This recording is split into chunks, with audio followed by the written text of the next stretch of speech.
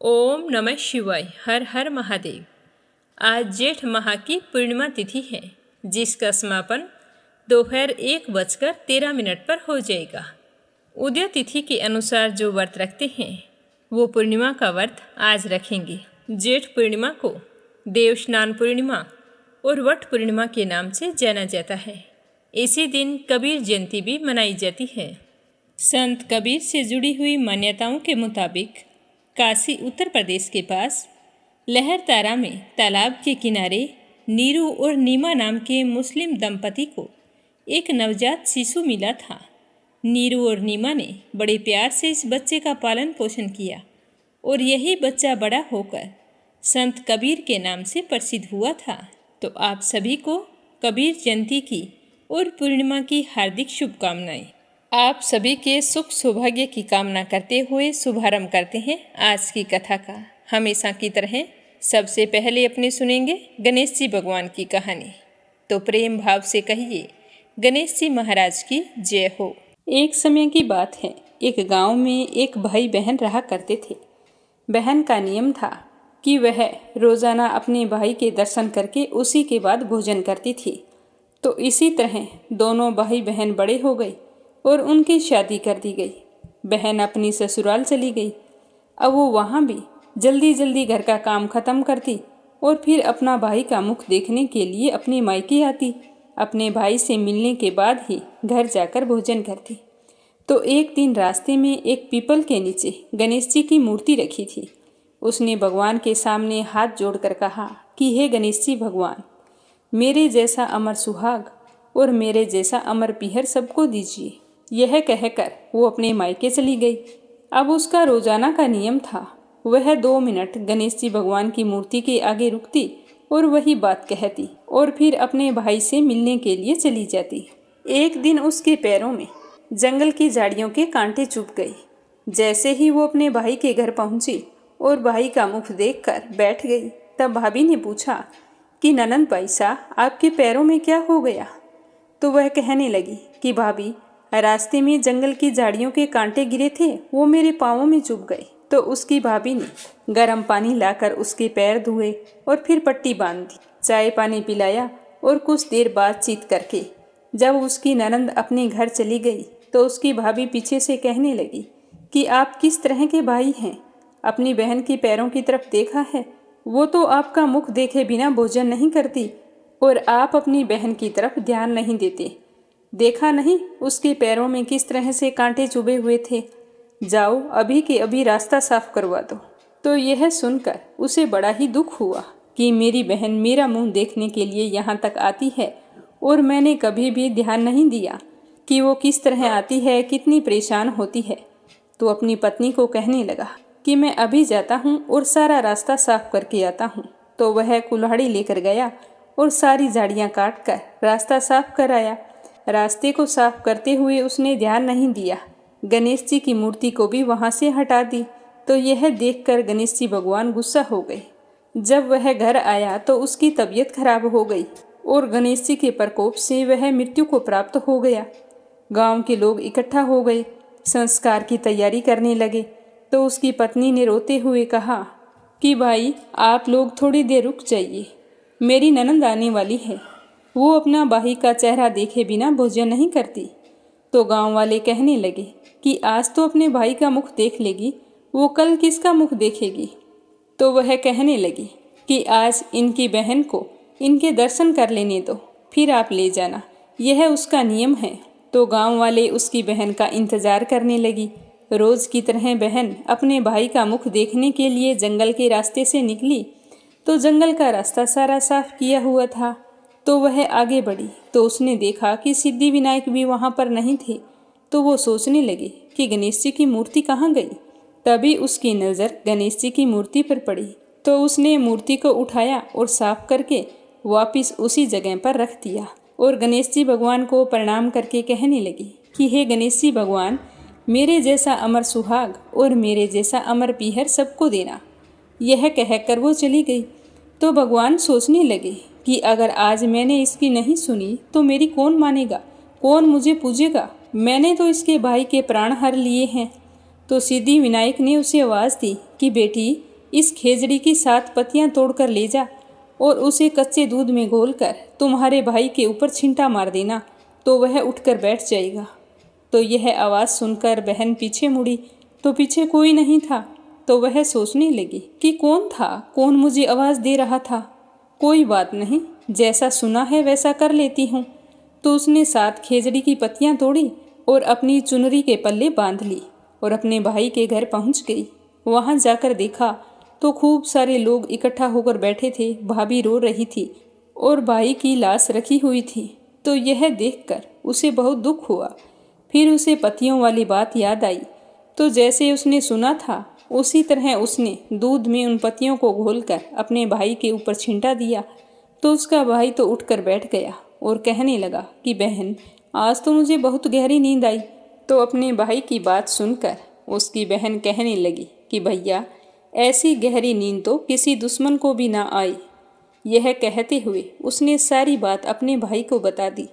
तो यह सुनकर उसके भैया और भाभी बहुत ही खुश हुए और गांव वालों को भी यह जानकर बड़ी ही हैरानी हुई। सारे कहने लगे कि बहन में सत्य था जो उसने अपने भाई को मौत के मुंह से वापस निकाल लिया है। और सारे गणेश जी भगवान का जयकारा लगाने लगे। हे गणेश जी भगवान, जैसे आपने उस लड़की के भाई की रक्षा की, वैसे ही सभी बहनों के भाइयों की रक्षा करना और उनका अमर पीहर और अमर सुहाग बनाए रखना। जो भी आपकी इस कथा को श्रद्धा भाव से सुने, उसकी सारी मनोकामनाएं पूर्ण करना। बोलो गणेश जी भगवान की जय हो। अब अपने सुनते हैं 32वीं पूर्णिमा व्रत कथा। द्वापर युग में एक समय की बात है कि यशोदा जी ने श्री कृष्ण भगवान से कहा कि हे कृष्ण, तुम सारे संसार के उत्पन्न करता, पोषक तथा संहार करता हो। आज कोई ऐसा व्रत मुझे बताओ जिसके करने से मृत्यु लोक में स्त्रियों को विधवा होने का भय ना रहे और यह व्रत मनुष्यों की सारी मनोकामनाएं पूर्ण करने वाला हो। तो यशोदा की बात सुनकर श्री कृष्ण कहने लगे कि हे माता, तुमने अति सुंदर प्रश्न किया है। मैं तुम्हें ऐसे ही व्रत के बारे में सविस्तार बताता हूँ। सौभाग्य की प्राप्ति के लिए स्त्रियों को 32 पूर्णमासियों का व्रत करना चाहिए। इस व्रत के करने से महिलाओं को सौभाग्य संपत्ति मिलती है। यह व्रत अचल सौभाग्य देने वाला एवं भगवान शिव के प्रति मनुष्य मात्र की भक्ति बढ़ाने वाला है। यशोदा जी कहने लगी कि हे कृष्ण, सर्वप्रथम इस व्रत को मृत्यु लोक में किसने किया था, इसके विषय में मुझे विस्तार पूर्वक बताओ। तो भगवान श्री कृष्ण कहने लगे कि इस भूमंडल पर एक अत्यंत प्रसिद्ध राजा चंद्रहास से पालित अनेक प्रकार के रत्नों से परिपूर्ण कातिका नाम की एक नगरी थी। वहाँ धनेश्वर नाम का एक ब्राह्मण रहता था। उसकी पत्नी सुशीला रूपवती थी। दोनों ही उस नगरी में बड़े ही प्रेम से रहते थे। घर में धन धान्य आदि की कमी नहीं थी। सब कुछ होते हुए भी उन्हें एक दुख था, क्योंकि उनके कोई संतान नहीं थी। इस दुख से वे दोनों हमेशा दुखी रहा करते थे। एक समय की बात है, एक बड़ा तपस्वी योगी उस नगरी में आया। वह योगी उस ब्राह्मण के घर को छोड़कर अन्य सब घरों से भिक्षा लाकर भोजन किया करता था। वह रूपवती से कभी भी भिक्षा नहीं लिया करता था। उस योगी ने एक दिन रूपवती से भिक्षा ना लेकर अन्य घर से भिक्षा लेकर गंगा किनारे जाकर प्रेम पूर्वक उस भिक्षा को खा रहा था। तो धनेश्वर योगी ने यह सब कुछ देख लिया। उसे यह देखकर बहुत ही दुख हुआ।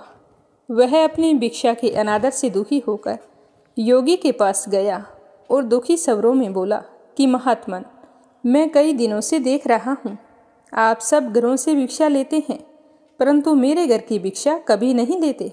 इसका क्या कारण है? तो योगी ने कहा कि निसंतान के घर की भीख पतितों के अन्न के समान होती है। जो पतितों का अन्न खाता है वह भी पतित हो जाता है। तुम निसंतान हो, अतः पतित हो जाने के भय से मैं तुम्हारे घर की भिक्षा नहीं लेता हूँ। तो धनेश्वर यह बात सुनकर बहुत ही दुखी हुआ और हाथ जोड़कर योगी के पैरों में गिर पड़ा और रोते हुए कहने लगा कि हे महाराज, यदि ऐसा है तो मुझे कोई पुत्र प्राप्ति का उपाय बताइए। आप तो सर्वज्ञ हैं, ज्ञानी हैं, मुझ पर कृपा करें। इसका उपाय आप मुझे बता सकते हैं। मेरे घर में धन की कोई कमी नहीं है, परंतु मैं पुत्र न होने के कारण बहुत ही दुखी रहता हूँ। आप मेरे इस दुख को दूर करें, आप सामर्थ्यवान हैं।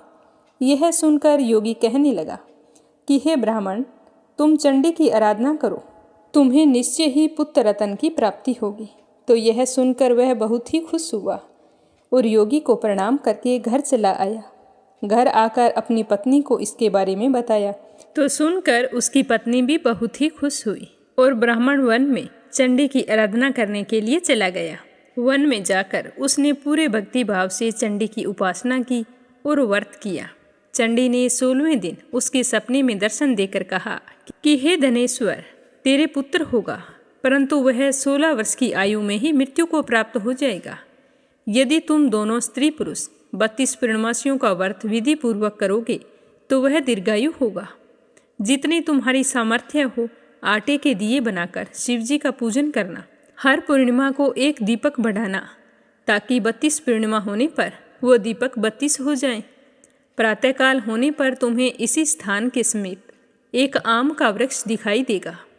उस पर तुम चढ़कर एक फल को तोड़ना और शीघ्र अपने घर चले जाना और अपनी पत्नी को सारा वृतांत बताकर कहना कि ऋतु स्नान के पश्चात वह स्वच्छ होकर श्री शंकर जी का ध्यान करके उस फल को खा ले, तो शंकर भगवान की कृपा से उसको गर्भ ठहर जाएगा। तो इतना कहकर देवी अंतर्ध्यान हो गई।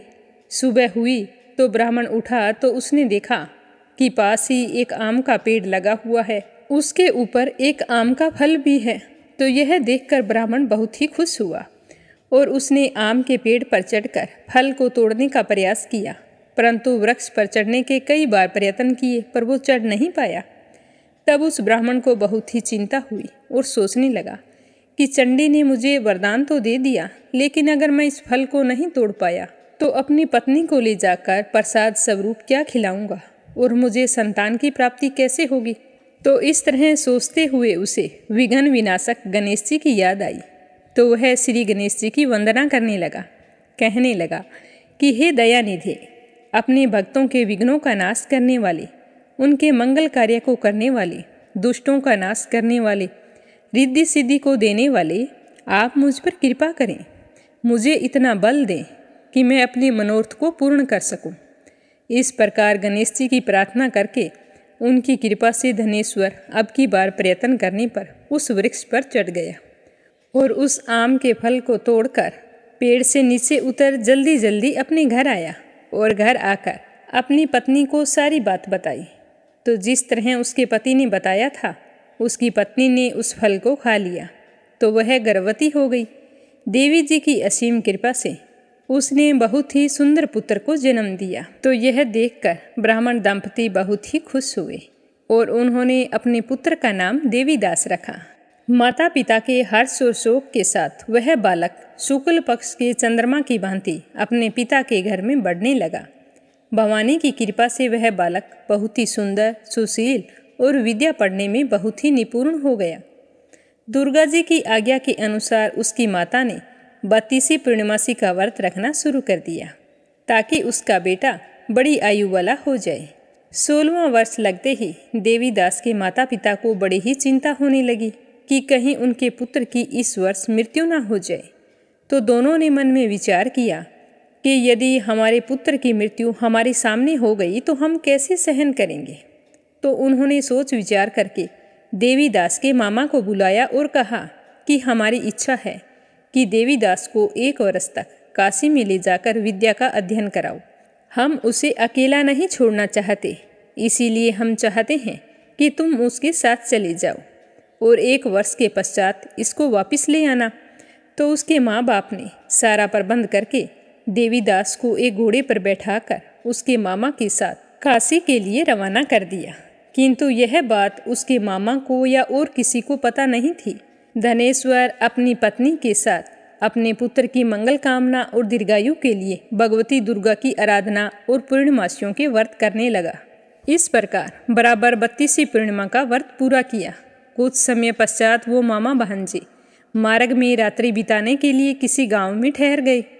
उसी गांव में एक ब्राह्मण की बेटी का विवाह होने वाला था। उस ब्राह्मण की पुत्री बहुत ही सुंदर, सुशील, विदुषी और गुणवती थी। धर्मशाला के अंदर उसकी बारात ठहरी हुई थी और वहीं पर जाकर मामा भांजे ठहर गए। संयोगवश कन्या को तेल आदि चढ़ाकर मंडप का कृत्य किया तो लगन के समय वर को धनुर्वात हो गया। यह देखकर वर के पिता को बड़ी ही चिंता हुई। सोचने लगा कि अगर इस बात का पता लड़की के पिताजी को चल गया तो कहीं शादी के लिए इनकार ना कर दे। तो उसने काफ़ी सोच विचार के बाद सोचा कि यह देवीदास मेरे पुत्र के जैसा ही सुंदर है, क्यों ना लगन में इसके साथ करा दूं और बाद में विवाह के अन्य कार्य मेरे बेटे के साथ करवा दूंगा। तो ऐसा सोचकर देवीदास के मामा से जाकर बोला कि तुम थोड़ी देर के लिए अपने भांजे को हमें दे दो। मेरे बेटे की तबीयत सही नहीं है और फेरों का मुहूर्त निकला जा रहा है, तो तुम्हारे भांजे के साथ हम उस लड़की का विवाह करवा देते हैं और बाकी काम मेरे बेटे के साथ करवा देंगे। तब उसका मामा कहने लगा कि जो कुछ कन्यादान के समय दहेज वगैरह मिलेगा, अगर वो सब कुछ मुझे दे दो तो मैं इस बात के लिए तैयार हूँ। तो वर के पिता ने खुशी खुशी हाँ कर दी। तो देवीदास के मामा ने देवीदास को दूल्हा बनाकर उनके साथ भेज दिया। तो अब देवीदास के साथ विवाह के सारे कार्य हो गए।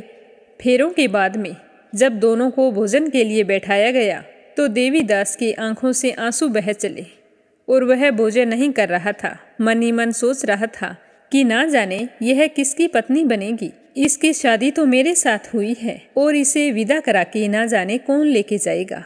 तो वधू ने देखा कि उसका पति बहुत ही उदास है, तो उसने कहा कि आप इतने उदास और दुखी क्यों हैं। तो उसने अपने मामा और वर के पिता के बीच जो बातें हुई थी वो सारी उसे बता दी। तो वह कन्या कहने लगी कि यह तो ब्रह्म विवाह के विपरीत है, यह कैसे हो सकता है। देव, ब्राह्मण और अग्नि के सामने मैंने आपको अपना पति माना है, तो इसीलिए आप मेरे पति हैं और मैं आपकी ही पत्नी बनकर रहूंगी। मेरी और किसी के साथ विदाई नहीं हो सकती। तो देवीदास कहने लगा कि आप ऐसा मत करिए, क्योंकि मेरी आयु बहुत थोड़ी है। मेरी मृत्यु के बाद आपका क्या होगा, आप इन बातों को अच्छी तरह से सोच ले। तो यह कहकर उसने अपने अल्पायु होने की सारी बात अपनी पत्नी को बताई। तो वह तो दृढ़ विचारों वाली थी। वो बोली कि जो आपकी गति होगी वही मेरी गति होगी। हे स्वामी, आप उठिए और भोजन करिए, आप निश्चय ही भूखे होंगे। इसके बाद देवीदास और उसकी पत्नी दोनों ने भोजन किया। शेष रात्रि में वे सोते रहे। प्रातःकाल देवीदास ने अपनी पत्नी को 3 नगों से जड़ी हुई अंगूठी दी और एक रुमाल दिया और कहने लगा कि हे प्रिय, इसे लो और संकेत समझकर स्थिर चित्त हो जाओ। मेरे मरण और जीवन को जानने के लिए तुम एक पुष्प वाटिका बना लेना, उसमें सुगंधी वाली एक नवमलिका लगा लेना। उसको प्रतिदिन जल से सींचना और आनंद के साथ रहना। खेलो कूदो और मेरी चिंता मत करना। जिस समय और जिस दिन मेरे प्राणों का अंत होगा, ये फूल अपने आप सूख जाएंगे। अगर ये फिर से हरे हो जाएं, तो तुम जान लेना कि मैं जीवित हूँ। फिर तुम्हें दुखी होने की कोई बात नहीं, मैं तुम्हें लेने के लिए फिर आऊँगा। यह सब कुछ समझा कर वह चला गया। प्रातःकाल होते ही वहाँ पर गाजे बाजे बजने लगे। तो सुबह के कार्य करने के लिए वर और बाराती मंडप में आए। तो कन्या ने वर को भली प्रकार से देखकर अपने पिता से कहा कि पिताजी, यह मेरा पति नहीं है। मेरा पति तो वही है जिसके साथ रात्रि में मेरा पाणी ग्रहण हुआ था। इसके साथ मेरा विवाह नहीं हुआ। अगर ये वही है तो मुझे बताए कि रात्रि में हम दोनों के बीच में क्या बात हुई थी। कन्यादान के समय मैंने भूषण आदि दिए थे, उन्हें दिखाई, और रात में सोते समय क्या बातें हुई थी वह सब मुझे बताई। तो पिता ने उसके कहे अनुसार वर को अपने पास बुलाया और कन्या की कही हुई सारी बातें वह सुनकर कहने लगा कि मैं कुछ नहीं जानता। और वह शर्मिंदा होते हुए कहने लगा कि मुझे इस सब बातों के बारे में पता नहीं है और ना ही मेरी शादी तुम्हारी बेटी के साथ हुई है।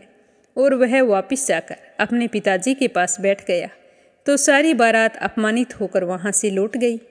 भगवान श्री कृष्ण कहने लगे कि हे माता, इस प्रकार देवीदास काशी विद्या अध्ययन के लिए चला गया। जब कुछ समय बीत गया तो काल से प्रेरित होकर एक सर्प रात्रि के समय उसको डसने के लिए आया। उस विषधर के प्रभाव से उसके शयन का स्थान चारों ओर से विष की ज्वाला से विषैला हो गया, परंतु वर्तराज के प्रभाव से उसको काट नहीं पाया, क्योंकि पहले ही उसकी माता ने 32 पूर्णिमा का व्रत कर रखा था। इसके बाद आधी रात्रि के समय स्वयं काल वहां पर आया और वह देवीदास के शरीर से प्राणों को निकालने का प्रयत्न करने लगा, जिससे वह मूर्छित होकर पृथ्वी पर गिर पड़ा। भगवान की कृपा से उस समय पार्वती जी के साथ शंकर जी वहां पर आ गए। उसको मूर्छित देखकर पार्वती जी ने भगवान शंकर से कहा कि हे महाराज, इस बालक की माता ने तो पहले ही 32 पूर्णिमा का व्रत किया है, जिसके प्रभाव से हे भगवान आप इसे प्राण दान करें। अगर आप इसके प्राणों की रक्षा नहीं करेंगे तो कलयुग में हमें कौन मानेगा। तो पार्वती के कहने पर भक्त वत्सल भगवान शिव जी ने उसको प्राण दान दे दिया। पूर्णिमा व्रत के प्रभाव से काल को भी पीछे हटना पड़ा और देवीदास स्वस्थ होकर बैठ गया। उधर उसकी पत्नी काल की प्रतीक्षा किया करती थी। जब उसने देखा कि पुष्प वाटिका बिल्कुल से मुरझा गई है तो उसे बहुत ही दुख हुआ। थोड़ी देर बाद उसने देखा कि वो तो वैसे ही हरी भरी हो गई है, तो वह जान गई कि मेरे पति जीवित हैं। तो यह देखकर वो बहुत ही प्रसन्न हुई और अपने पिताजी से कहने लगी कि पिताजी, मेरे पति जीवित हैं, आप उनको ढूंढिए। जब 16वां वर्ष व्यतीत हो गया तो देवीदास भी अपने मामा के साथ काशी से वापस चल पड़ा। इधर उसके ससुर उसे ढूंढने के लिए घर से निकलने ही वाले थे कि वो दोनों मामा भांजी वहां पर आ गए। उनको आया देखकर उसका ससुर बहुत ही खुश हुआ और उन दोनों को बड़ी ही प्रसन्नता के साथ अपने घर में ले गया और ले जाकर अपनी बेटी को आवाज़ लगाने लगा कि बेटा देखो कौन आया है। तो अपने पति को सकुशल आया देखकर ब्राह्मण की बेटी बहुत ही खुश हुई। तो उसी समय उस नगर के सारे निवासी वहां पर इकट्ठे हो गए और कहने लगे कि हाँ, इसी के साथ तुम्हारी कन्या का विवाह हुआ था। उन सब ने देवीदास को पहचान लिया। सारे नगरवासी बहुत ही खुश हुए और कहने लगे कि भला हुआ जो हमारा जवाई आ गया है, अब हम बड़ी ही खुशी से इसकी विदाई करेंगे। तो उस दिन सारे नगरवासियों ने पूरी खुशियां मनाई। कुछ दिन देवीदास वहां पर रुका और उसके बाद अपनी पत्नी और मामा को लेकर अपने ससुर के घर से बहुत सारे उपहार आदि लेकर अपने घर के लिए रवाना हो गया। जब वह अपने घर के निकट पहुंचा तो गांव के लोगों ने जैसे ही उसे देखा तो उसके घर जाकर उसके माता पिता से कहने लगे कि तुम्हारा पुत्र अपनी पत्नी के साथ आ रहा है। तो नगरवासियों के कहने पर पहले तो उन्हें विश्वास नहीं हुआ, लेकिन सारे लोग एक ही बात कहने लगे तो उन्हें बड़ी ही हैरानी हुई। थोड़ी ही देर में देवीदास आकर अपने माता पिता के चरणों में अपना सर रखकर प्रणाम करके कहने लगा कि हे माँ बाबूजी, आपके ही आशीर्वाद से मैं आज पुनः जीवित होकर आया हूँ। तो पीछे पीछे उसकी पत्नी भी आ गई। उसने भी अपने सास ससुर के चरणों को स्पर्श किया। तो देवीदास के माता पिता यह देखकर बहुत ही खुश हुए और अपने पुत्र और पुत्रवधू को अपने हृदय से लगा लिया और दोनों की आंखों से प्रेम के आंसू बह चले। अपने पुत्र और पुत्रवधू के आने की खुशी में धनेश्वर ने बड़ा भारी उत्सव मनाया और ब्राह्मणों को भी बहुत सारी दान दक्षिणा देकर उन्हें खूब प्रसन्न किया। फिर चारों खुशी खुशी से रहने लगे। देवीदास की पत्नी भी पूर्णिमा के व्रत करने लगी। तो इस तरह कथा सुनाकर श्री कृष्ण जी कहने लगे कि हे यशोदा मैया, इस प्रकार धनेश्वर 32 पूर्णिमाओं व्रत के प्रभाव से पुत्रवान हो गया। जो भी स्त्रियां इस व्रत को करती है वे जन्म जन्मांतर तक विधवा होने का दुख नहीं भोगती और सदैव सौभाग्यवती रहती है। आज कबीर जयंती को अपने सुनेंगे कबीर जी की कहानी। काशी में एक ब्राह्मण रहते थे। वे भगवान श्री रामानंद आचार्य के शिष्य थे। वे प्रतिदिन श्री रामानंद आचार्य की सेवा में जाते थे।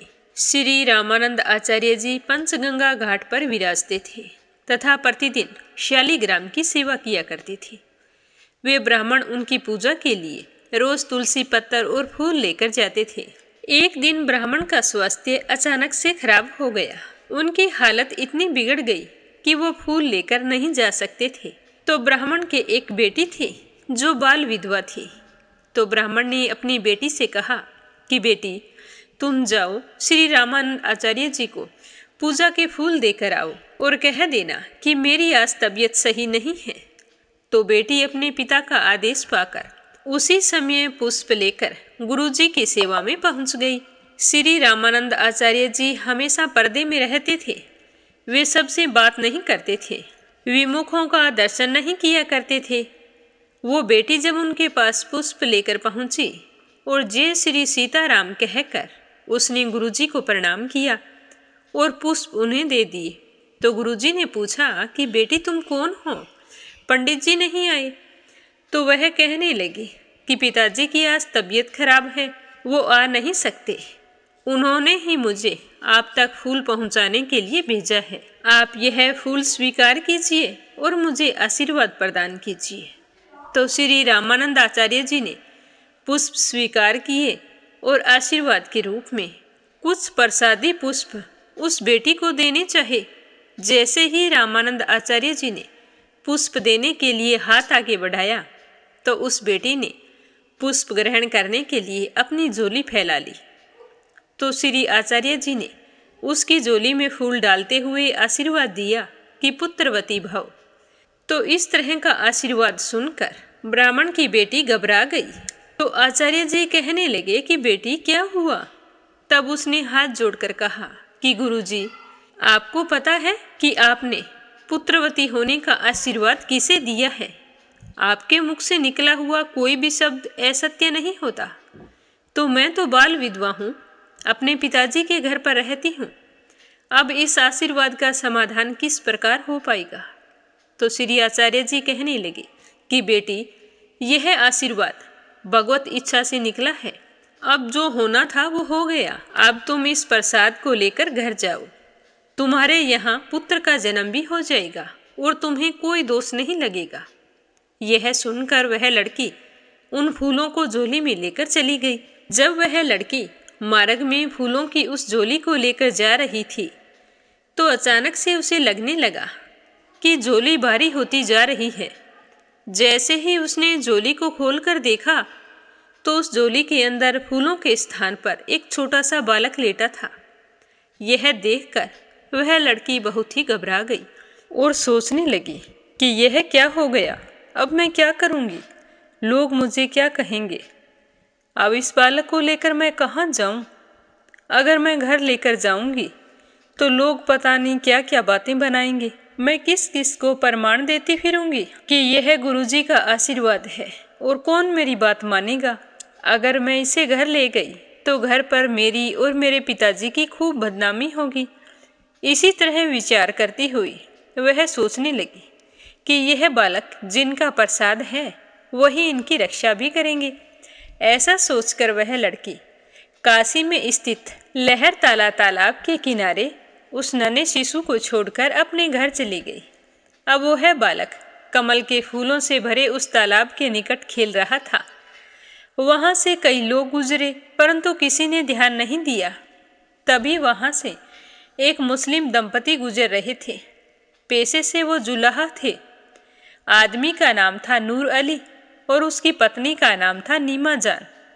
उन दोनों पति पत्नी के कोई संतान नहीं थी, तो संतान के लिए वो बहुत ही दुखी रहा करते थे। भगवान से हमेशा एक अच्छी औलाद की कामना किया करते थे। तभी नीमा जान को एक छोटे बच्चे के रोने की आवाज़ सुनाई दी, तो वो सोचने लगी कि यहाँ आसपास कोई भी नहीं है, फिर ये नन्हे शिशु के रोने की आवाज़ कहाँ से आ रही है। तो जैसे ही उन्होंने तालाब की तरफ देखा तो तालाब के किनारे एक छोटा सा शिशु था जो रो रहा था। तो नीमा जान भागकर उस बच्चे के पास गई और उस बच्चे को देखकर मोहित हो गई। अपने पति से कहने लगी कि देखो, इस बच्चे को देखो कितना सुंदर है। तो नूर अली ने भी उस बच्चे को देखा। नीमा जान उस बच्चे को देखकर वात्सल्य रस से भर गई और अपने पति से कहने लगी कि हम रोजाना अल्लाह से एक औलाद की दुआ करते हैं। अगर आप कहें तो मैं इस बच्चे को घर ले चलूं, मैं इसे अपनी औलाद की तरह पालूंगी। तो नूर अली ने सब तरफ देखा, उसे कहीं भी कोई नज़र नहीं आया। तो वो कहने लगा कि अगर इसके माँ बाप होते तो यहीं कहीं आसपास होते, पर यहाँ तो दूर दूर तक कोई भी दिखाई नहीं दे रहा है। अगर कहीं दूर गए हैं तो हम थोड़ी देर इंतजार कर लेते हैं। अगर इसके माँ बाप आ गए तो वो अपने बच्चे को ना पाकर ना जाने कितना परेशान होंगे। तो दोनों पति पत्नी वहीं पर बैठ गए। सुबह से शाम हो गई, कोई भी उस बालक को लेने के लिए नहीं आया। सूर्य अस्त हो चुका था। तो नीमा जान कहने लगी कि अब हमें इस बच्चे को लेकर घर चलना चाहिए, ये बच्चा भगवान ने हमारे लिए ही भेजा है। तो वे दोनों उस बच्चे को उठाकर अपने घर ले आई। अब वह बालक एक जुलाहा के घर पहुंच चुका था। उस मुस्लिम दंपति ने अपने धर्म के अनुसार बड़ी धूमधाम से उस बालक का जन्मदिन मनाया और उस बालक के नामकरण का समय आया तो मौलवियों को बुलाया गया। उन्होंने कहा कि तुम्हें अल्लाह के करम से यह औलाद मिली है, इसीलिए अल्लाह के नाम पर ही इस बच्चे का नाम रखो। तब उस बच्चे का नाम कबीर अली रखा गया। इस तरह वो बालक उनके घर तो पहुंच गया, परंतु वह खाता पीता कुछ नहीं था। तो उसके माँ बाप बहुत परेशान थे कि इसे किस तरह खिलाएं पिलाएं। ना तो वो दूध पीता था और ना ही वो कुछ खाता था। तो नूर अली ने एक फकीर को बुलाया और उस बच्चे के बारे में पूछा।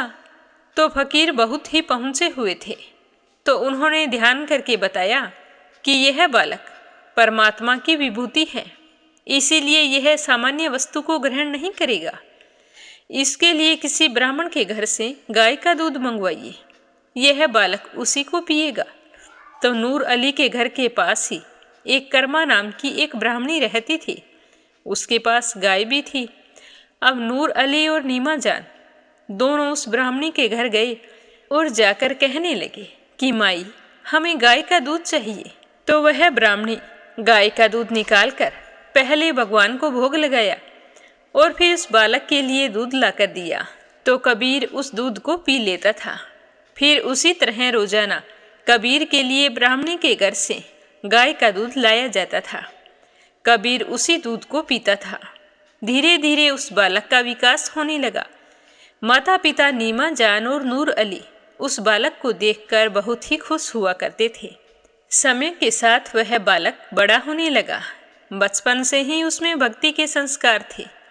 वे कभी भी अपनी उम्र के बालकों के साथ नहीं खेलते थे। वे बचपन से ही एकांत में बैठकर राम राम जपा करते थे।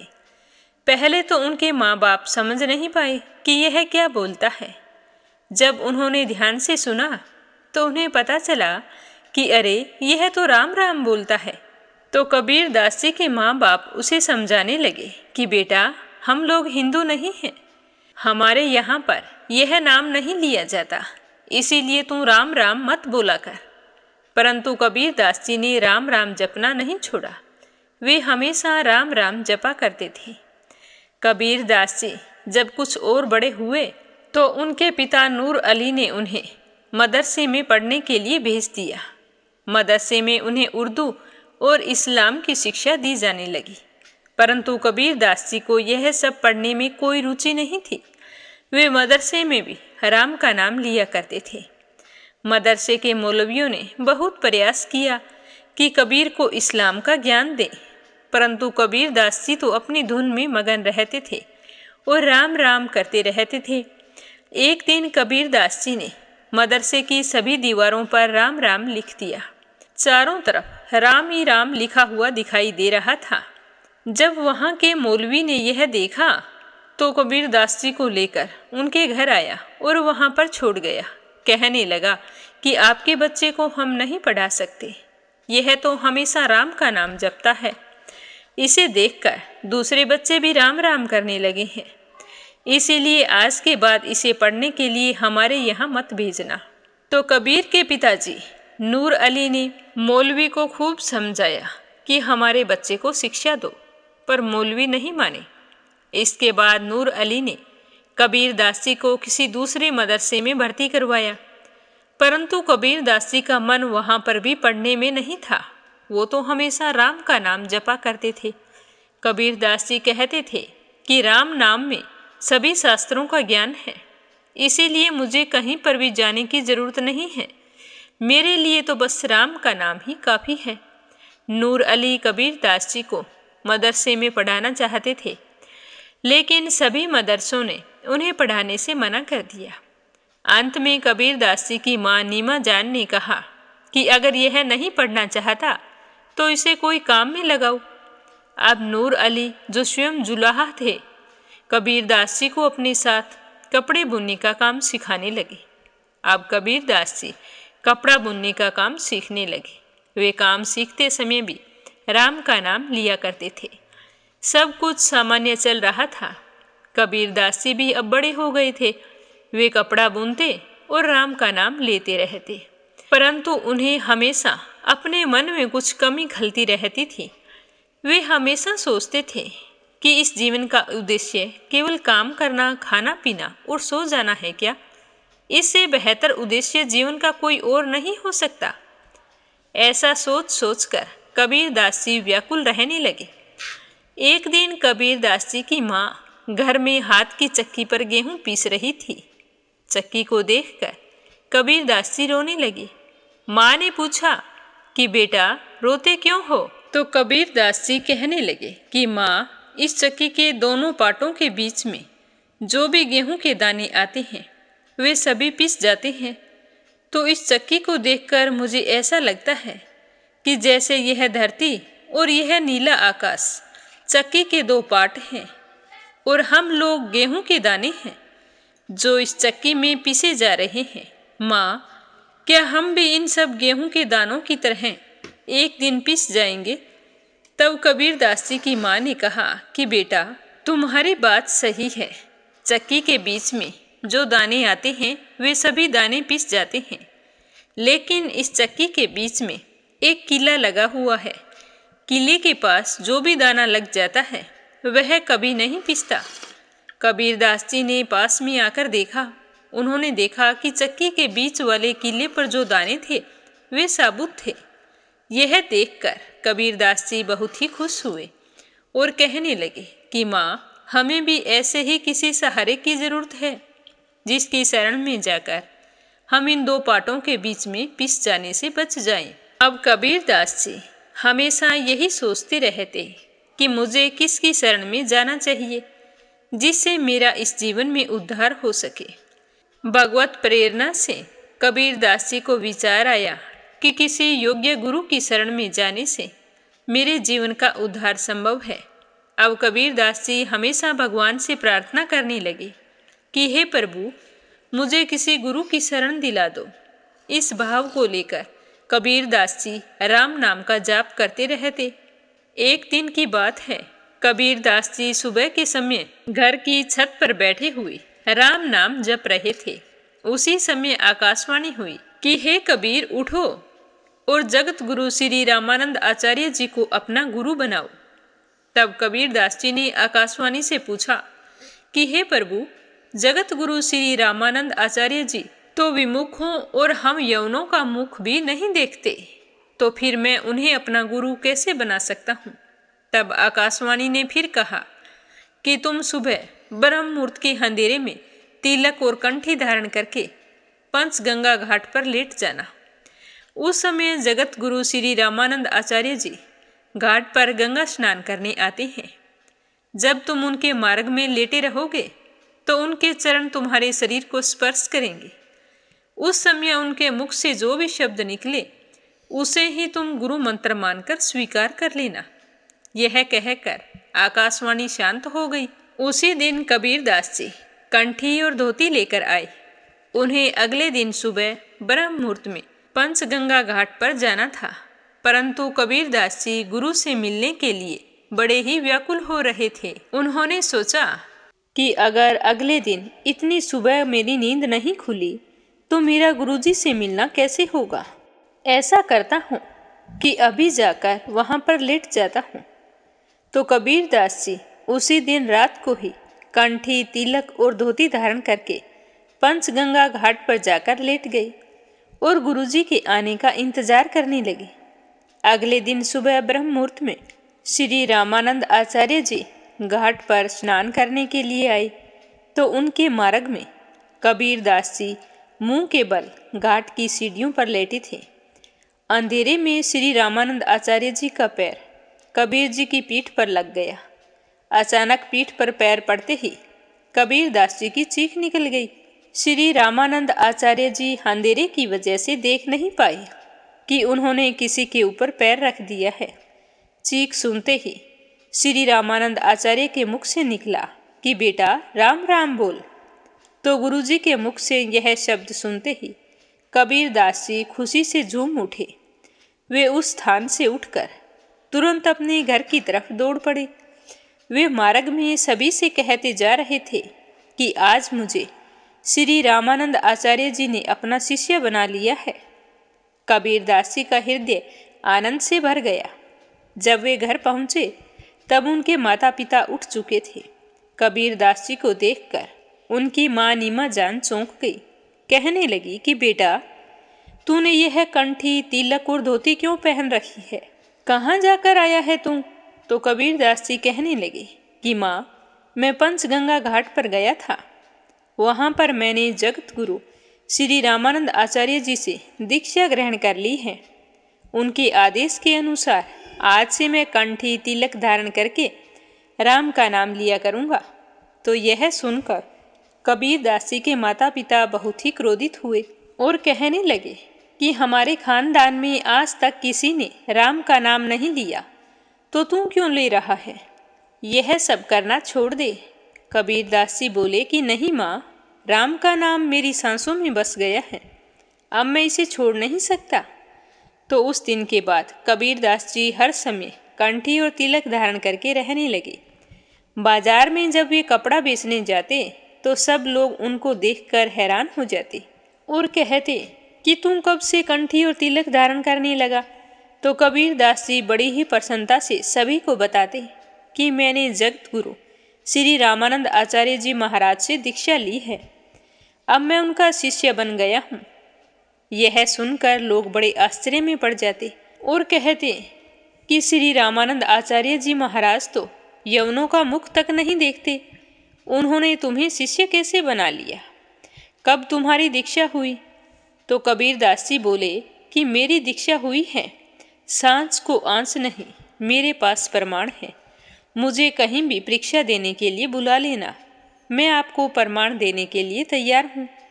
तो यह सुनकर सभी लोग बड़े ही अचंभित हुए और कुछ लोग श्री रामानंद आचार्य जी के पास पहुँचे और उन्हें सारी बात बताई कि महाराज, काशी में एक कबीर नाम का यवन जुलाहा रहता है। वह तिलक लगाता है, कंठी पहनता है, उसने चोटी भी रख रखी है। वो तो कहता है कि आपने उसको दीक्षा दी है और वो आपको अपना गुरु बताता है। तो अंतर्यामी श्री रामानंद आचार्य जी महाराज सब कुछ जानते थे, परंतु लोक शिक्षा हेतु वे बोले कि हमने तो किसी यवन को दीक्षा नहीं दी, उसको यहाँ लेकर आओ, हम उससे मिलना चाहते हैं। अब श्री रामानंद आचार्य जी के कुछ शिष्य कबीर दास जी के पास जाकर बोले कि आपको गुरुदेव बुला रहे हैं। तो कबीर दास जी भी उनके साथ चल पड़े। वे मन में बार बार सोच रहे थे कि गुरुदेव उन्हें हृदय से लगाएंगे या यवन कहकर ठुकरा देंगे, पर जो भी हो, मैंने तो उन्हें अपना गुरु मान लिया है। मैं हृदय से उनका हूँ और उनका ही रहूँगा। श्री रामानंद आचार्य जी हमेशा पर्दे में रहते थे। कबीर दास जी को उनके पास ले जाया गया तो श्री आचार्य जी ने पर्दे में से ही कबीर दास जी से पूछा कि तुम्हारा नाम क्या है, क्या करते हो, कहाँ रहते हो, तुम्हारी दीक्षा कैसे हुई और तुम्हारे गुरुदेव का नाम क्या है? तो कबीर दास जी ने हाथ जोड़कर प्रणाम किया और कहा कि मेरा नाम कबीर है, मैं यहीं काशी नगरी में निवास करता हूँ। मैं एक जुलाहा हूँ और कपड़े बुनने का काम करता हूँ।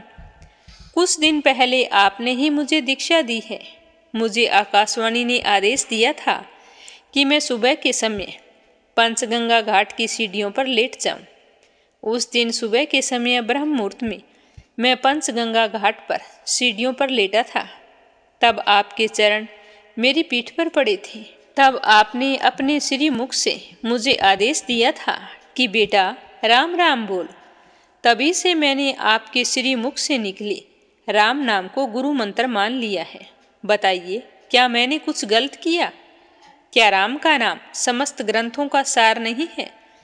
तो कबीर दास जी के मुख से यह बात सुनकर श्री रामानंद आचार्य जी ने पर्दा हटा लिया और कबीर दास जी को अपने हृदय से लगा लिया और कहा कि तुम ही मेरे सच्चे शिष्य हो, तुमने ही राम के नाम की महिमा को पहचाना है। इसके बाद श्री रामानंद आचार्य जी ने घोषणा कर दी कि मैं कबीर दास का गुरु हूँ और कबीर दास ही मेरा शिष्य है। इसके बाद श्री रामानंद आचार्य ने कबीर दास जी को विधिवत दीक्षा प्रदान की, राम नाम का मंत्र प्रदान किया और भजन करने की विधि बताई। इसके बाद सब तरफ कबीर दास जी और श्री रामानंद आचार्य जी की जय जयकार होने लगी। बोलो शालिग्राम भगवान की जय हो, बोलो मर्यादा पुरुषोत्तम भगवान श्री राम की जय हो। अब अपने सुनते हैं लपसी और तपसी की कहानी। बोलो लपसी तपसी की जय हो। बहुत पुराने समय की बात है। एक गांव में एक ब्राह्मण परिवार रहा करता था। उसमें पति पत्नी के अलावा उनके 2 बच्चे थे। एक बेटा था, एक बेटी थी। ब्राह्मण दंपति बहुत ही सरल स्वभाव के थे। समय मिलने पर प्रभु का स्मरण किया करते थे। उनकी बेटी बहुत ही संस्कारी और सुशील थी, लेकिन उनका बेटा आवारा किस्म का था। वह कोई काम धाम नहीं करता और ना ही कभी अपने माँ बाप का कहना मानता था।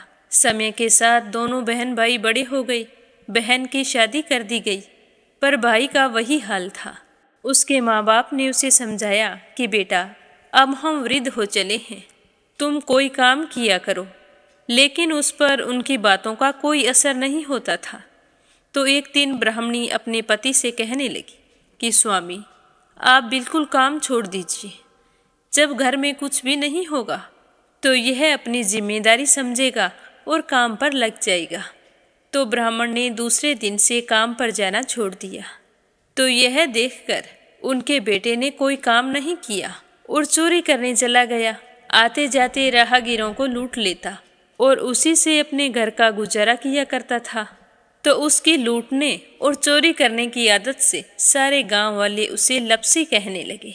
तो लपसी की इस हरकत से उसके माँ बाप बहुत ही दुखी रहते थे, पर वह किसी की सुनने के लिए तैयार नहीं था।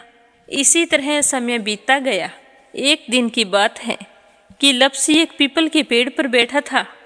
तभी शिव पार्वती जा रहे थे। पार्वती माता गहनों से लदी हुई थी। तो लपसी उन्हें देखकर सोचने लगा कि सूरत के कितने गहने हैं, आज ये सारे के सारे लूट लूँगा तो मुझे कई महीनों तक चोरी नहीं करनी पड़ेगी। तो वह लूटने के इरादे से पीपल की ओट में होकर बैठ गया।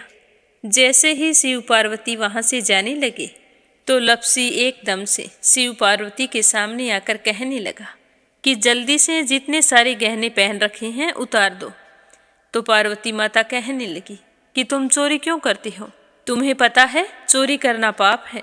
तो लपसी कहने लगा कि क्या करूं, घर पर मेरे माँ बाप हैं, मेरी एक भांजी है, उनके लिए दोनों समय भोजन की व्यवस्था कहाँ से करूं, मुझे कोई काम तो आता नहीं है। तो लपसी की बात सुनकर पार्वती माता कहने लगी कि तुम जो चोरी करके पाप करते हो, इस पाप का भागी कौन बनेगा। तो लपसी कहने लगा कि मेरे घर वाले सारे बनेंगे। तो पार्वती माता कहने लगी कि कोई नहीं बनेगा, पाप के भागी केवल तुम बनोगे। तो लपसी कहने लगा कि मैं लूट खोस कर उन्हीं के लिए लेकर जाता हूँ, तो पाप के भागी तो उन्हें बनना ही पड़ेगा। तो लपसी की बात सुनकर पार्वती माता ने हंसकर कहा कि हम यहीं पर बैठे हैं और तुम अपने घर जाओ, अपने घर वालों से पूछो कि कोई तुम्हारे पाप का भागी बनेगा क्या।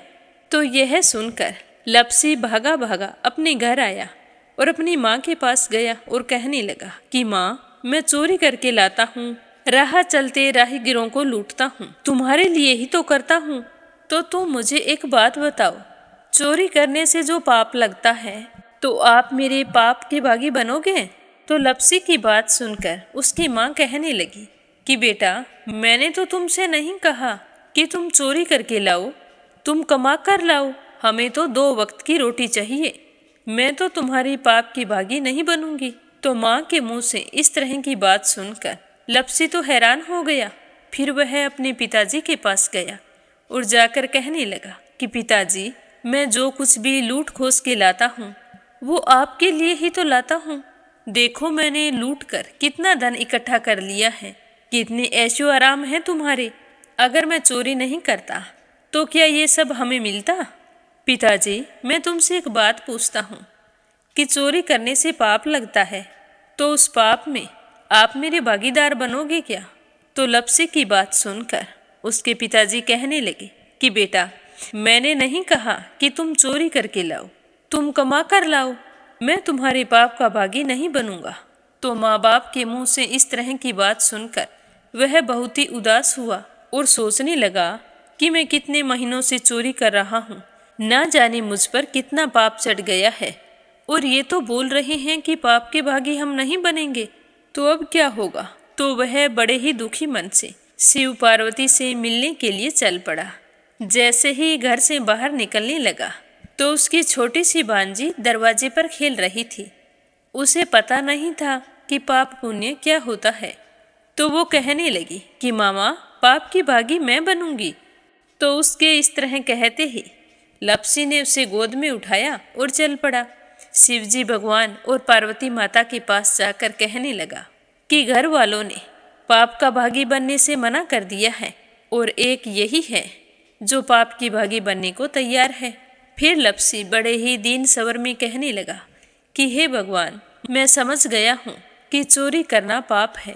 आज तक जो मैंने काम किया वो बहुत ही गलत था, लेकिन अब मैं इसका प्रायश्चित करना चाहता हूँ। अब तुम ही बताओ, मुझे मेरे पापों से मुक्ति कैसे मिलेगी? तो उसकी बात सुनकर शिव पार्वती बहुत ही खुश हुए और लप्सी को कच्चे सूत का एक छोटा सा गोला देते हुए कहा कि लप्सी, ये सूत लो और इस पीपल के चारों ओर परिक्रमा लगाओ। जब यह सूत समाप्त हो जाएगा तब तुम्हारे सारे पाप नष्ट हो जाएंगे। तो यह सुनकर लप्सी बहुत ही खुश हुआ। सोचने लगा कि छोटा सा गोला है, अभी लपेटकर घर चला जाऊंगा, उसके बाद में कभी कोई पाप नहीं करूंगा।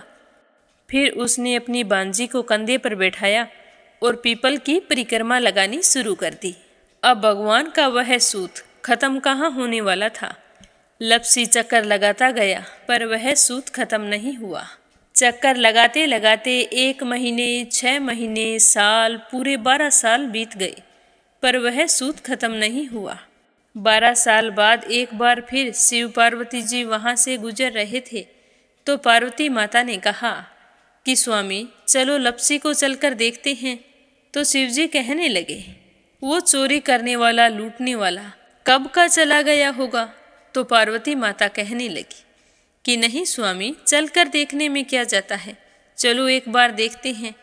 तो शिव पार्वती जी जैसे ही पीपल वृक्ष के पास आए तो देखा कि लप्सी तो अब भी चक्कर लगा रहा है। वहाँ चारों ओर गहरी खाई हो गई है और लप्सी की बड़ी बड़ी दाढ़ी, मूंछें, नाखून बढ़ गए हैं। तो यह देखकर पार्वती माता ने कहा कि देखो स्वामी, आप तो कह रहे थे कि वो कब का ही चला गया, देखो इसके मन में सच्ची भक्ति है। तो पार्वती की बात सुनकर शिवजी ने कहा कि चलो अभी देख लेता हूँ। तो यह कहकर शिवजी ने एक सोने का कड़ा लप्सी के आगे फेंक दिया। तो लप्सी ने झट से उसके ऊपर पैर कर लिया। फिर अचानक से उसका ध्यान शिव पार्वती जी की ओर गया, तो वो हाथ जोड़कर कहने लगा कि भगवान, अब तो मेरे पाप समाप्त हो गए होंगे, आप मुझे यहाँ से जाने की आज्ञा दीजिए। आपका यह सूत अभी तक खत्म नहीं हुआ है। तो शिवजी भगवान ने कहा कि तुम्हारे पाप कर्म भी अभी तक पूरे नहीं हुए हैं। तो शिवजी की बात सुनकर लप्सी कहने लगा कि भगवान, मुझे पूरे 12 वर्ष हो गए हैं आपकी भक्ति करते करते, और अब भी आप मुझ पर शक कर रहे हैं। तो शिवजी ने कहा कि अपना पैर उठाओ। तो जैसे ही लप्सी ने अपना पैर उठाया तो उसके पैर के नीचे सोने का कड़ा था। तो यह देखकर लप्सी शर्मिंदा हो गया और कहने लगा कि प्रभु, गलती हो गई, मुझे माफ़ करो, आगे से मैं ऐसी गलती कभी नहीं करूँगा। तो शिवजी कहने लगे कि नहीं लप्सी, तुम्हारा पाप ऐसे पूरा नहीं हो सकता। अब तुम्हें 12 वर्ष तक और इसी तरह परिक्रमा करनी होगी, उसी के बाद तुम्हारे पाप समाप्त होंगे। यह कहकर शिव पार्वती वहाँ से चले गए और वह फिर से पीपल के पेड़ की परिक्रमा करता रहा। करते करते 12 साल बीत गए। 12 साल बाद में शिव पार्वती जी वहाँ पर आए तो उन्होंने देखा कि आज भी वो वहीं पर चक्कर लगा रहा है। तो शिवजी ने फिर उसके सामने सोने की अंगूठी फेंकी, पर उसने कोई ध्यान नहीं दिया। तो शिवजी भगवान प्रसन्न होकर कहने लगे कि हे लप्सी, आज से तुम मेरी तपस्या करके तपसी बन गए हो। मैं तुम्हें वरदान देता हूँ कि तुम अपने जीवन में सारे सुखों को प्राप्त करेगा। और तूने 24 बरस तक मेरी भक्ति की है, इसका फल भी तुझे अवश्य मिलेगा। जो भी औरत गाय और कुत्ते की रोटी नहीं बनाएगी, उसका पुण्य फल तुम्हें मिलेगा। आंगन लीप कर दहलीज नहीं लीपेगी, तो उसका पुण्य फल भी तुझे ही मिलेगा। अगर हमारे घर की बहन बेटी को हम सूट, तीवल या साड़ी भेंट स्वरूप देते हैं, तो साथ में मोली का धागा और कुछ रुपये नहीं देंगे, तो उसका पुण्य फल भी तुम्हें ही मिलेगा। अगर कोई दिए से दिया जलाएगा, तो उसका पुण्य फल भी तुम्हें ही मिलेगा। अगर व्रत और पूजा पाठ में सारी कहानी सुन ले और तुम्हारी कहानी ना सुने, तो उसका पुण्य फल भी तुम्हें ही मिलेगा। कहा जाता है कि तभी से सुबह पहली रोटी गाय की और सुबह की अंतिम रोटी छोटी बनाई जाती है, और शाम को अंतिम रोटी बड़ी बनाई जाती है जो कुत्ते की होती है। और दिए से दिया भी नहीं जलाया जाता। और घर की बहन बेटियों को सूट और तीवल के साथ भेंट स्वरूप कुछ रुपए भी जरूर दिए जाते हैं। और उसी दिन से हर व्रत कथा के बाद में लप्सी तपसी की कहानी जरूर सुनी जाती है। और कथा समाप्त होने पर कहा जाता है कि लप्सी का फल लप्सी को मिले, तपसी का फल तपसी को मिले। हमारी पूजा पाठ का, हमारे व्रत का और हमारी कहानी का पुण्य फल हमें मिले। बोलो लप्सी तपसी की जय हो। अब अपने सुनते हैं कथा सुनने वाले प्यारे श्रोताओं के नाम। आज का पहला कमेंट संजय, सोनिया, हिताक्षी, दीपेश, मयंक हरियाणा से। दूसरा है रवि सैनी, सीमा सैनी मलियाना से। तीसरा है रुक्मणी शर्मा अंबाला से। अपराजिता मीना श्रीवास्तव नेपाल से। परमेश्वरी रघुवीर सिंह दिल्ली से। यूएन तिवारी, इंदिरा तिवारी लखनऊ से। आरती खैरावर अगरखर से। धनी राम धर्मशाला हिमाचल प्रदेश से। शीला सिन्हा, मीरा श्रीवास्तव, ममता श्रीवास्तव, माला छम्मा जौनपुर से। हेमलता, मनोज, नंदिनी, जतिन खैर अलीगढ़ से। बिप्लब हाजोंग असम से। मंजुला कपूर पंजाब से। श्रीचंद यादव गया बिहार से। मोनिका नागर तिगांव से। आशा शर्मा, विष्णु, ज्योति, अंशु भीलवाड़ा से। बिमला नेपाल से। गीता गोस्वामी, सुनीता गोस्वामी मेरठ से। कोमल निर्मल मुंबई मीरा रोड से। श्रीमती शर्मा अलीगढ़ से। राधा रोहिला दिल्ली से। सुनीता रानी मेरठ से। रेखा धर्मेंद्र शर्मा जयपुर से। कमला देवी भीलवाड़ा से। बीनू मेहरा दिल्ली से। सुदेश नागपाल करनाल से। सीमा गोयल, सतपाल गोयल पानीपत से। चंद्रकांता दिल्ली से। सीमा जोशी, रवि कुमार जोशी दिल्ली से। किरण पानीपत से। निर्मला सिसोदिया दिल्ली से। मीरा अग्रवाल बंगाल से। शोभा कुंवर पुरोहित अहमदाबाद से। अनिल सभरवाल दिल्ली से। सरोज अग्रवाल जबलपुर से। बीना कनिका देविका वाशने अलीगढ़ से। पूजा पाठक उत्तराखंड देहरादून कोशानी से। गुंजन परबल, अक्षत आशीष फिरोजाबाद से। निर्मला पांचाल करनाल से। पवित्रा पांडे नेपाल से। संजीव कंसल, कविता कंसल, कृष्णा कंसल, हितेश कंसल, आरुष कंसल, रानी कंसल मुजफ्फरनगर से। रिदिमा परमिला, सुरेश यादव धामतरी से। वीना कालड़ा आगरा से। प्रमोद यादव साहो हिमाचल प्रदेश से। रजनी बड़ोला प्रयागराज से। रामवती देवी जगवीर सिंह, रवि कुमार, राहुल कुमार, अनुज कुमार, ज्योति, वंदना, भावना, रुद्र कुमार, आराध्या, आन्या, तोलू मोलू, अविका मेरठ से। शांता भेन वाघेला गुजरात के मंडल से। सुनीता गोयल उत्तराखंड से। कमलेश भल्ला जम्मू से।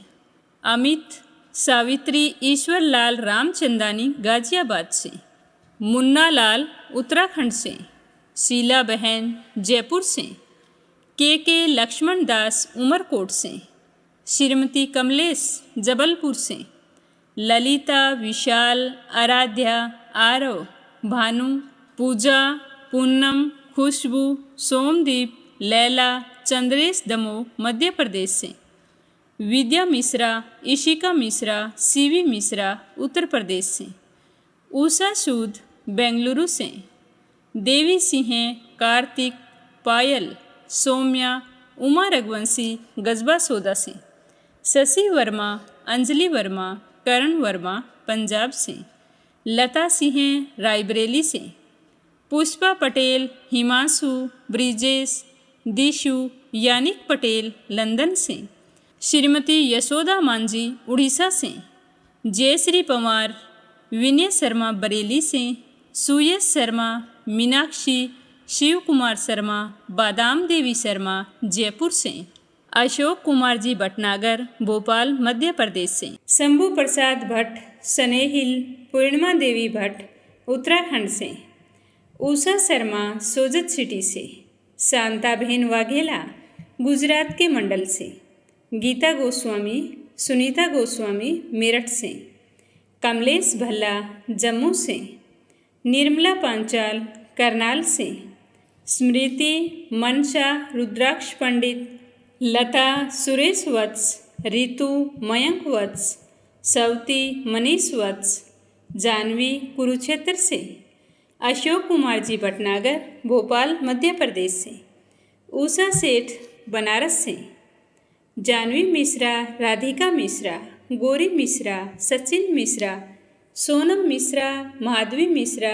सीता मिश्रा बाराबंकी से, श्रीमती कमलेश जबलपुर से, सावित्री ईश्वर लाल रामचंदानी गाजियाबाद से, के लक्ष्मण दास उमरकोट से, ललिता, विशाल, आराध्या, आरव, भानु, पूजा, पूनम, खुशबू, संदीप, लैला, चंद्रेश दमोह मध्य प्रदेश से, स्मिता सीताराम गायकवाड़ महाराष्ट्र से, उषा सूद बेंगलुरु से, पूजा पाठक उत्तराखंड देहरादून कोशानी से, कमलेश लाल रुड़की से, देवी सिंह, कार्तिक, पायल, सौम्या, उमा रघुवंशी गजबा सोदा से, शशि वर्मा, अंजलि वर्मा, करण वर्मा पंजाब से, संगीता नागर फरीदाबाद से। एक श्रोता ने पूछा है कि विष्णु भगवान की व्रत कथा कौन से दिन सुननी चाहिए, महीने में एक बार या फिर हर गुरुवार को। ये कथा महीने में एक बार भी सुन सकते हैं और गुरुवार को भी सुन सकते हैं। शुक्ल पक्ष में एक दिन व्रत रखकर, गुरुवार हो, एकादशी हो, पूर्णिमा तिथि हो, व्रत रखकर इस कथा को सुन सकते हैं। यह कथा दीपावली, एकादशी, गुरुवार, पूर्णिमा तिथि हर शुभ अवसर पर इस कथा को सुनने का विधान है। तो आप महीने में एक बार सुनना चाहते हैं तो पूर्णिमा तिथि के दिन व्रत रखकर इस कथा को पूरे श्रद्धा भाव से सुने और शाम को चंद्रमा उदय होने पर चंद्रमा को अर्घ्य देकर भोजन करना चाहिए। इस दिन लहसुन प्याज का सेवन नहीं किया जाता। संभव हो तो मीठा भोजन करें या फिर सब्जी में लहसुन और प्याज ना डालें। और सत्यनारायण भगवान की पूजा के अंदर गेहूं का आटा भूनकर उसके अंदर शक्कर या चीनी मिलाकर प्रसाद तैयार किया जाता है और पंचामृत भी बनाया जाता है। पूजा की थाली में एक घी का दीपक, एक फल रख लें जिसे आपको हर बार रखना है। अगर एक ही चीज़ आपको हर बार संभव नहीं है तो आप ड्राई फ्रूट रख सकते हैं। विष्णु भगवान को तिलक करने के लिए हल्दी और चावल रख लें और खुद की कलाई पर बांधने के लिए मोली रख लें।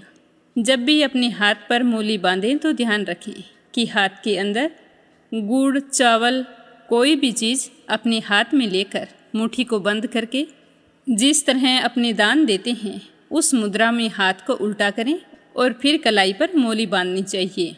एक शुद्ध घी का दीपक जलाएं और एक पीतल या फिर स्टील का कलश लेकर उसके अंदर शुद्ध जल भरें, गंगा जल मिलाएं, चीनी मिलाएं और साबुत चावल के दाने, गाय का दूध। फिर इस लोटे से चंद्रदेव को अर्घ्य दें। अर्घ्य देते समय ओम चंद्राय नमः या फिर ओम सोमाय नमः मंत्र का 11 बार जाप करें। फिर चंद्रमा से अपने मंगल जीवन की कामना करें। ये पूजा या तो आपको सुबह करनी होती है या फिर शाम के समय की जाती है। यह व्रत सब मनोकामनाओं को पूर्ण करने वाला है। तो ये है सत्यनारायण भगवान की कथा की पूरी विधि। आपको अच्छे से सब कुछ समझ आ गया होगा। अगर फिर भी कुछ पूछना चाहते हैं तो कमेंट बॉक्स में पूछ सकते हैं। भगवान श्री हरि आपकी सारी मनोकामनाएं पूर्ण करें। सभी श्रोताओं की मंगल कामना के साथ ओम नमः शिवाय। हर हर महादेव।